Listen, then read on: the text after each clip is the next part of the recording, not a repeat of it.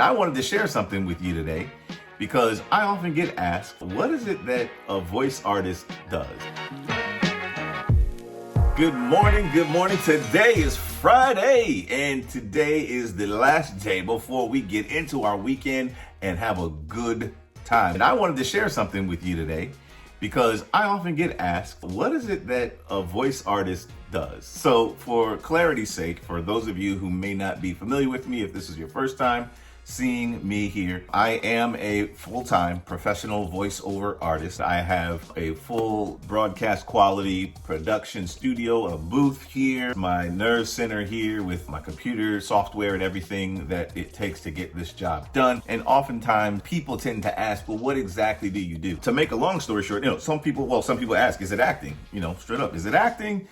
Is it marketing? Is it communications? What exactly is it? And to be honest with you, the answer is yes to all three of those things and more. Voiceover is essentially a person that uses his or her voice to communicate a message. The local radio station needs to let everybody know this particular music artist is going to be in town. It could be, the next big blockbuster movie where they say, coming to theaters soon, that sort of thing. An audio book, The Great Gatsby, Little Women, Color Purple, any of those books, and you have qualified performers that can actually communicate the message of the book and sharing that with its readers. There are so many different areas where voiceover is prevalent. When we think of voiceover, we think of Disney, Pixar, we think of Buzz and Woody, Donald Duck, Mickey Mouse, all of those different areas. But then there are so many more things that businesses need to know how to use. These explainer videos, these types of videos where people are explaining information, increase revenue by 80%.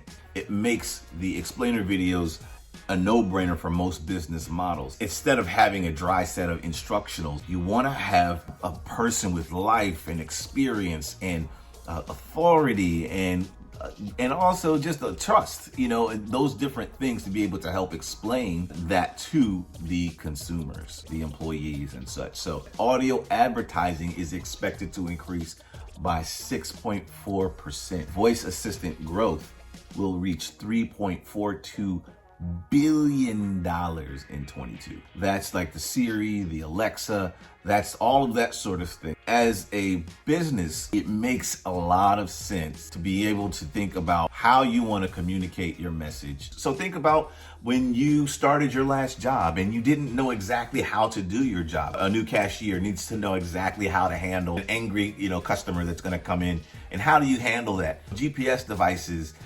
there's a voiceover for that. Back in the day when Siri first started, there was one type of voice, one specific type of voice. And after research, what some of these larger companies have found is that people like to hear voices that may be comfortable or familiar to them. It's really helpful to have a voice that may sound more comforting to you, more familiar to you. There's so many different areas that you might not even realize. This is one thing I think that's important for businesses, for organizations, for churches. There may be things that you want to communicate to the public, and you may not have somebody on staff or someone nearby that can actually perform that for you. It's smart to be able to hire someone who's been trained, who's been vetted, and who can perform the things that you need to communicate to your public. So my job, my goal, what I'd like to do is to be able to help people understand, those that are the uninitiated, help people understand what all takes place in this wonderful, beautiful world